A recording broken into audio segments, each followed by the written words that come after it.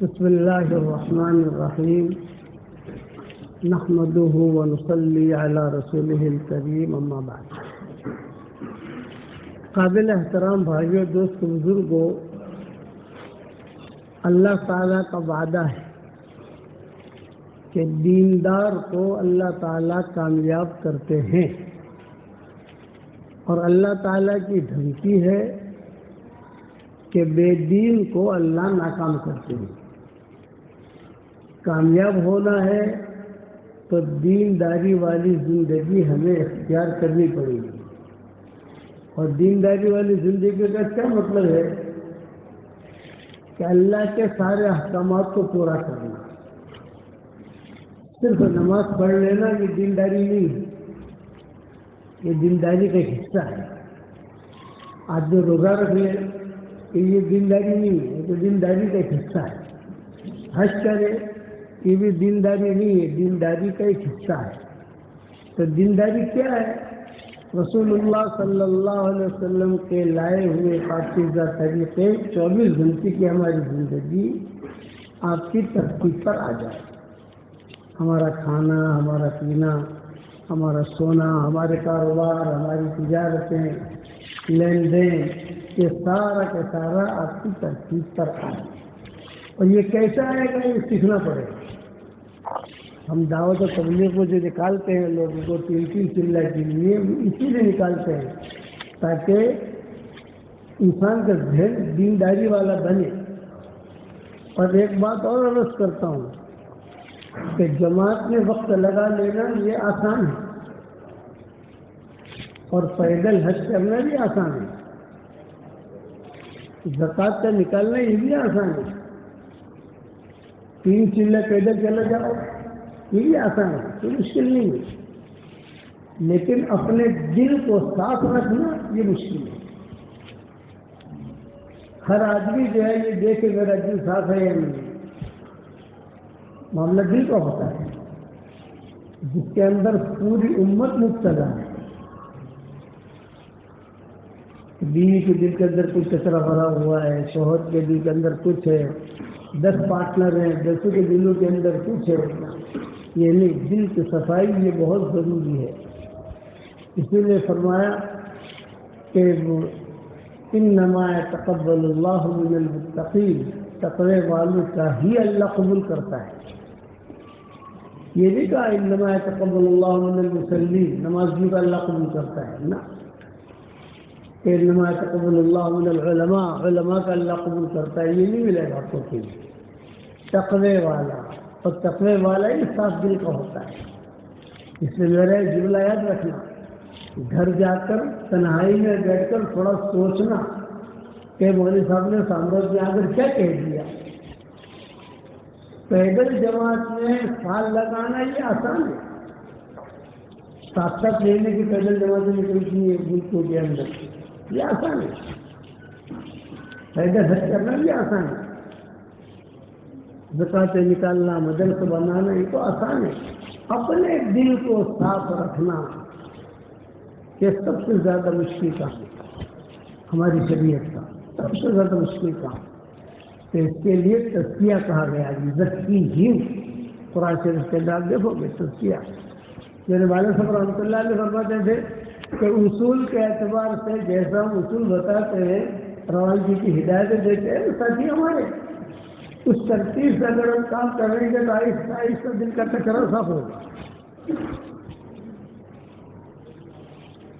قلب سلیم، دل 2 قسم کے ہوتے ہیں، ایک قلب سلیم، ایک قلب سقیم۔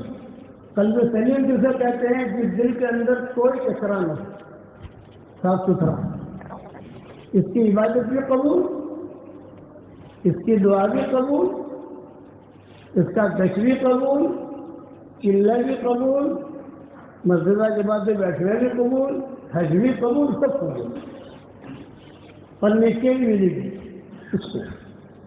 قلب سلیم والا، الا من اتى الله بقلب سلیم، اذ جاء ربه بقلب سلیم۔ حضور صلی اللہ علیہ وسلم دعا مانگتے تھے کہ اللہم انی اسألک قلبا سلیما، کہ اللہ میں پاک صاف دل چاہتا ہوں، اللہم طہر قلبی من النفاق، میرے دل کو پاک کر. حضور صلی اللہ علیہ وسلم دعا مانگتے تھے. اور ایک قلب سقیم ہے. قلب سقیم کا کیا مطلب؟ بیمار دل. ڈاکٹروں والا بیمار دل نہیں. جس دل کے اندر حسد ہے، بغض ہے، کینہ ہے، بدگمانی ہے، برائیاں ہیں، اس کو کہتے ہیں قلب سقیم، بیمار دل.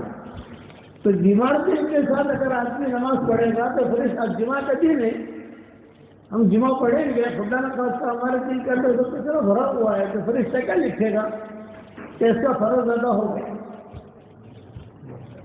فرشتہ ہی لکھے گا فرض ادا ہو گیا. لیکن یہ جمعہ کی نماز قبول نہیں ہوئی، نیکیاں نہیں ہوئی.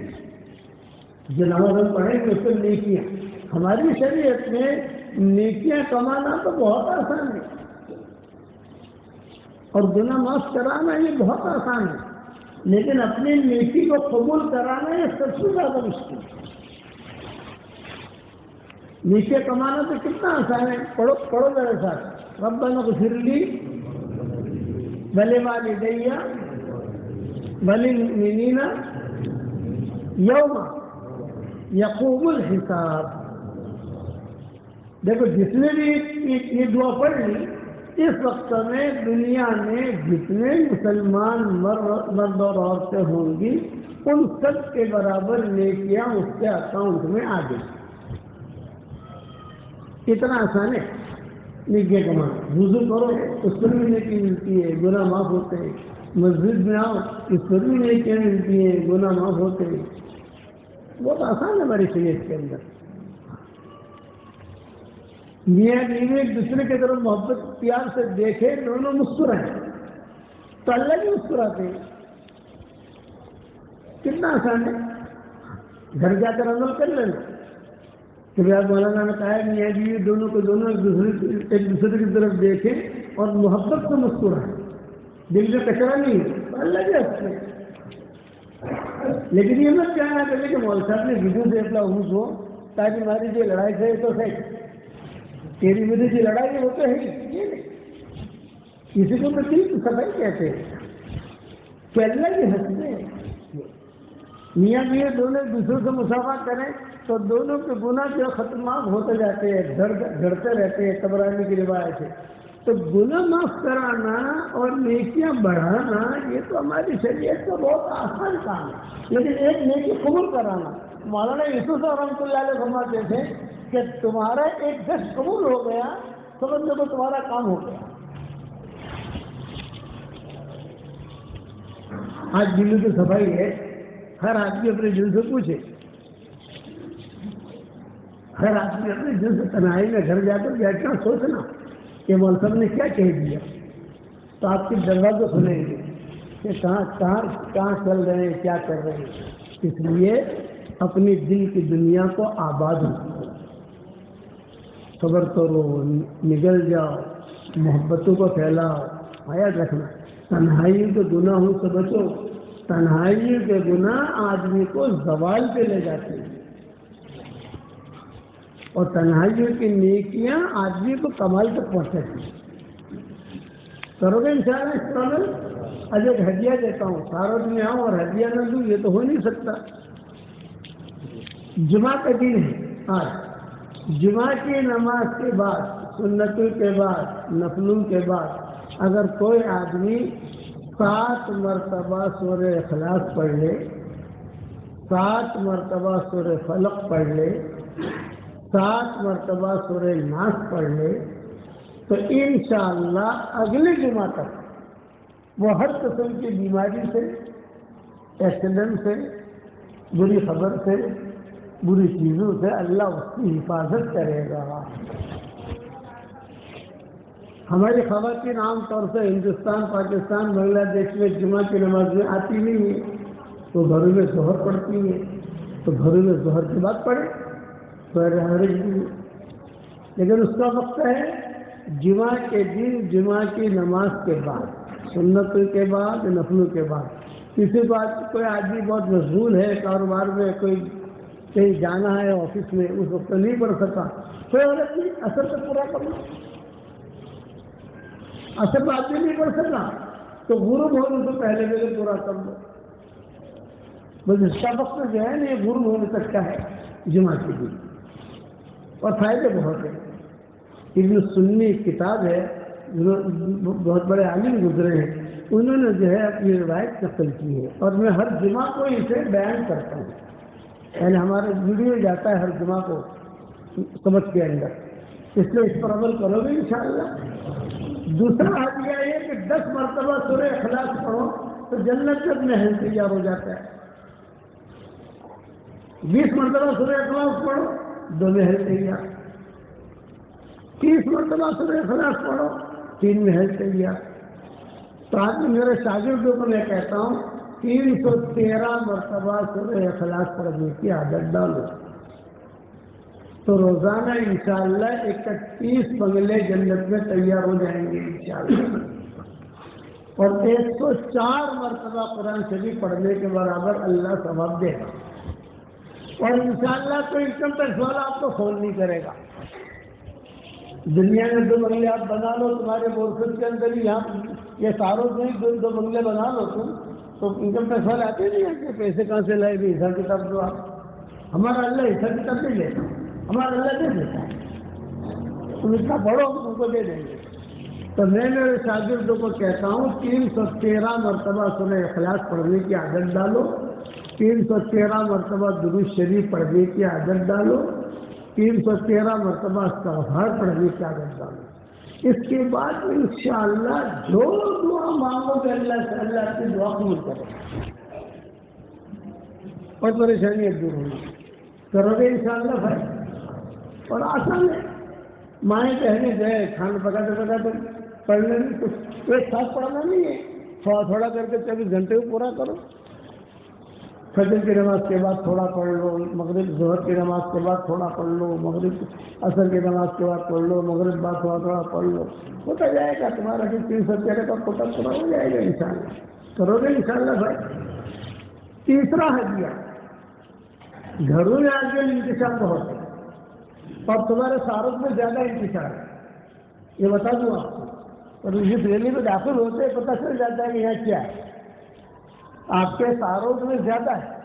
تو اس کے لیے میں ایک نسخہ بتاتا ہوں آپ کو کہ مائیں بہنیں جب یہ کھانا پکانے تو 1 مرتبہ درود شریف پڑھیں، اور 1 مرتبہ سورہ فاتحہ پڑھیں، اور 1 مرتبہ درود شریف پڑھیں، اور 1 مرتبہ دم کر دو، بس یہ 4 کام کرنے ہیں جو بہت آسان ہے۔ اتنا میٹھا مولوی آپ کو سارے کو نہیں ملے گا یہ اتنا آسانی سے سمجھا دے آپ کو۔ 1 مرتبہ درود شریف، 1 مرتبہ سورہ فاتحہ، 1 مرتبہ درود شریف، اور پڑھ کے 1 مرتبہ دم کرنا ہے، 10 مرتبہ ایسے نہیں کرنا، آہستہ سے 1 مرتبہ دم کر دو کھانے پر، وہ کھانا سارے گھر والے کھانے، وہ چائے سارے گھر والے پیئیں، وہ پانی سارے گھر والے پیئیں، وہ شربت جو بنایا ہے وہ شربت تم لوگ پیئیں، اس گھر میں انشاءاللہ کبھی بھی انتشار نہیں ہے، اور کبھی بیماری نہیں ہے گی انشاءاللہ۔ کرو گے بھائی، آج سے ہی عمل شروع کرتے انشاءاللہ۔ اور ایک ہدیہ اور لے لو، کاروباری میں لوگ پریشان ہیں، کسی کا پیسے پھنسے ہوئے، کوئی جو کاروبار کو پیسے بہت ہے لیکن لگاؤ کہاں وہ ٹینشن، مال اللہ نے ایسا بنایا ہے کہ زیادہ ہو تو بھی ٹینشن، نہ ہو تو بھی ٹینشن، اس کی کوئی کل سیدھی نہیں ہے، ایک کل سیدھی ہے، جو مال آدمی اللہ کے راستے میں لگا لے تو کوئی ٹینشن ہی نہیں، لیکن اللہ کے راستے میں لگاؤ تو سامنے والا بھی تو ٹھیک ہونا چاہیے جہاں آپ لگا رہے ہو۔ میں ذرا ہاسوں میں بیان میں کہا، میں نے کہا کئی علماء تھے، ترکیشن سے علماء آئے تھے، پھر یہاں جمبوسر سے آئے تھے، پھر ہم یہاں انکلیشور سے آئے تھے، بڑا مجموعہ تھا ہاسوڑ کے اندر رات کو ماشاءاللہ۔ میں نے ان سے کہا کہ میں حرم شریف میں بیٹھا ہوا تھا، ایک نوجوان بھاگا بھاگا آیا، اس نے کہا کہ حضرت دعا کرو، میں نے کہا کیا دعا کروں؟ یہ کہا حضرت میں مدرسہ کھولنا چاہتا ہوں۔ میں نے کہا بھائی بہت ادب کے ساتھ کعبہ سامنے ہے، تجھے کچھ نصیحت کر سکتا ہوں؟ ہاں ہاں بڑا کہا آپ ہمارے بڑے ہیں، بڑے کے بیٹے ہیں۔ میں نے کہا بڑے ہیں، بڑے کے بیٹے یہ تو اللہ جانے، لیکن ایک نصیحت پرومس کرنا، مدرسہ کھولنا بہت اچھی چیز ہے لیکن مہربانی کر کے دکان مت کھولنا، دکان مت کھولنا. دکان کھولنے سے کیا خیال ہے؟ اچھا ہے میں مدرسہ کھول لوں, میں خود کو مدرسہ کھول لوں تو میرے بیٹے بھی لگ جائیں گے, داماد بھی آ جائیں گے. یہ دکان کھولنا ہے. آدمی اسی دکان کھولنے کی وجہ سے میں پریشان ہے. بے دین دیندار نہیں بننا. بے دین دیندار کس کو کہتے ہیں کہ زندگی میں دین نہیں ہے اور دنیا دیندار ہوتا ہے. یہ سب سے بڑا خطرناک آدمی ہوتا ہے, سب سے بڑا خطرناک جو امت میں نہیں ڈوبتا ہے. اس لیے بے دین دیندار نہیں بننا ہم کو حق کے دیندار بننا ہے. بنو گے انشاءاللہ. اچھا اب ایک ہڈیا اور لے لو کہ جب بھی دکان میں جاؤیں یا گھر میں آئیں زور سے سلام کرو, السلام علیکم ورحمۃ اللہ وبرکاتہ. یہ اصل سلام ہے. یہ نہیں, زور سے سلام کرو. میں میرے پوتے پوتیوں کی عادت ڈلواتا ہوں, آؤ تو زور سے سلام کر کے آؤ. ہاں ایسا وقت ہو تو سب سوئے ہوئے ہیں تو پھر جائے تو سلام کرے آدمی, لیکن سب جاگ رہے ہیں تو زور سے کرو سلام تاکہ بیماری بھی سنیں. السلام علیکم ورحمۃ اللہ وبرکاتہ. سلام کر لیا. پھر ایک مرتبہ سورہ فاتحہ پڑھ لیا, ایک مرتبہ سورہ اخلاص پڑھ لیا, ایک مرتبہ درود شریف پڑھ لیا. بس یہ 4 کام کرنے ہیں. سلام, سورہ فاتحہ, سورہ اخلاص اور درود شریف. اس گھر میں اللہ تعالیٰ اتنا مال حلال مال دے گا کہ وہ جمع کرتے کرتے تھک جائیں گے انشاءاللہ. کرو گے انشاءاللہ. جب حلال مال اللہ دے گا تو مجھے پارٹنر بناؤ گے نہیں بناؤ گے بتاؤ, تو آواز ڈھیلی ہوگی. میں آپ لوگوں کو سمجھاتا ہوں کہ دین کے کام میں خرچ کرو. مجھے الحمدللہ ضرورت نہیں ہے, خود الحمدللہ کا خرچ کرتا ہوں, لیکن آپ کو سمجھاتا ہوں کہ اب سدھر جائیں. ہم قیامت قریب آ رہی ہے, اب قیامت قریب آ رہی ہے, اب سدھر جائیں. اپنا دل ہم صاف کریں, صاف کر کے دین کا کام کریں. کرو گے انشاءاللہ. اور ہمیشہ میں دعا کرتا ہوں اس کے لیے جو میرے لیے دعا کرتا ہے. آپ میرے لیے دعا کرو گے تو انشاءاللہ میری دعا میں پارٹنر رہو گے انشاءاللہ. میں روزانہ دعا کرتا ہوں اللہ جو مجھے اپنے دعاؤں میں یاد رکھتا ہے میری ساری دعاؤں میں اس کا پورا پورا حصہ عطا فرما. تو کرو گے دعا انشاءاللہ. اللہ تعالیٰ ہم سب کو عمل کرنے کی توفیق عطا فرمائے. اللہ ہم سب کو بے دین دیندار نہ بنائے. 2 جملے یاد رکھنا, 2 سبق ہیں آج کے. آپ کو آج کی تاریخ کے 12/12/2025 یہ تاریخ یاد رکھنا. ساروں میں 2 سبق دیے. ایک تو ہر کام آسان ہے, دل کو صاف کرنا مشکل ہے, اسے ٹھیک کرو. دوسرا بے دین دیندار نہیں بننا. آج کل مردوں کو پیر بننے کا شوق بہت ہو جاتا ہے اور عورتوں کو آپائیں بننے کا شوق بہت ہو جاتا ہے. تصویر پکڑ لینے سے تو پیر نہیں بنتا, تصویر پکڑ لینے سے تو آپائیں نہیں بنتی. تو محنت کرنی پڑے گی اس کے لیے. محنت کرو گے انشاءاللہ. تو بے دین دیندار نہیں بننا, حقیقی دیندار بننا ہے اور اپنے دل کو صاف رکھنا ہے. اللہ تعالیٰ ہم سب کو عمل کرنے کے توفیق عطا فرمائے. جمعہ کی نماز ہوگی انشاءاللہ. جمعہ کی نماز کے بعد بیٹھنا, مختصر میں دعا کراؤں گا, اس کو آمین کہنا ہے انشاءاللہ. اللهم لك الحمد كله ولك المن كله, لك الشكر كله ولك الملك كله, لك الخلق كله ولك الفضل كله, وإليك يرجع الأمر كله, وإليك يصعد الكلم الطيب كله. لك الحمد بالإسلام, لك الحمد بالإيمان, لك الحمد بالقرآن, لك الحمد حتى ترضى, لك الحمد إذا رضيت, لك الحمد بعد الرضا. ربنا آتنا في الدنيا حسنة وفي الآخرة حسنة وقنا عذاب النار. اللهم لك الحمد حمدا حمدا, لك الشكر شكرا شكرا, كما ينبغي لجلال وجهك وعظيم سلطانك. ربنا آتنا من لدنك رحمة وهيئ لنا من أمرنا رشدا. اللهم صل على سيدنا محمد بن عبد الله القائل بحق الله ما ضاق أمر إلا فرجه الله. اللهم صل على سيدنا محمد في أول كلامنا وفي أوسط كلامنا وفي آخر كلامنا وفي جميع كلامنا عدد الشفع والوتر یا رب العالمین. اے اللہ ہمارے گناہوں کو معاف فرما, ہماری خطاؤں سے درگزر فرما. اے اللہ عباد صالحین میں ہمیں شامل فرما. مصطفین الاخیار میں شامل فرما، تیرے بھلے بندوں میں شامل فرما۔ اے اللہ پورے سارود والوں کو قبول فرما، ان کے بیٹے بیٹیوں کو قبول فرما، ان کے گھر والوں کو قبول فرما۔ اے اللہ ان کے دکانوں کو قبول فرما، حلال مال و منال کے دروازے کشادہ فرما۔ اے اللہ اگر آپ نے ہمارا نام سعید اور نیک بختوں میں لکھا ہو تو ہمارا نام انہی میں لکھے رکھیو، اور اگر آپ نے ہمارا نام شقی اور بدبختوں میں لکھا ہو تو ہمارا نام ان کی فہرست سے مٹا دینا، اور نیک لوگوں کو فہرست میں ہمارا نام لکھ لینا۔ لکھنا بھی آپ کا کام ہے، مٹانا بھی آپ کا کام ہے، لوح و قلم بھی آپ کے پاس ہے۔ اے اللہ ہمارے شہر میں اس گاؤں میں آنے کو تو قبول فرما، جو بھی ذرہ خیر وجود میں ہے اس کی نگرانی فرما، اس کی آبیاری فرما، اس کی آبپاشی فرما، ہمارے اقدام اور اقلام کو قبول فرما۔ اے اللہ میری تشکیل پر جو روزانہ 313 مرتبہ سورہ اخلاص پڑھے، 313 مرتبہ درود شریف پڑھے، 313 مرتبہ استغفار پڑھے، اے اللہ اس کی ساری دعاؤں کو قبول فرما۔ اے اللہ اس کی ساری پریشانیوں کو دور فرما، اس کی ساری حاجتوں کا تو غیر سے تکفل فرما۔ اے اللہ اچانک کا خیر ہمیں نصیب فرما، اچانک کے شر سے تو ہماری حفاظت فرما۔ اے اللہ انسانوں میں سے جو بیمار ہو تو سب کو شفا عطا فرما، جنات میں سے جو بیمار ہو ان کو بھی شفا عطا فرما، جانوروں میں سے جو بیمار ہو ان کو بھی شفا عطا فرما۔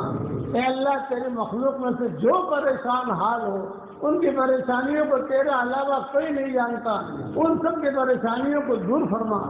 ہواؤں کے ساتھ جو خیریں آتی ہیں وہ خیریں ہمارے لیے مقدر فرما، اور ہواؤں کے ساتھ جو برائیاں آتی ہیں ان برائیوں سے تو ہماری حفاظت فرما۔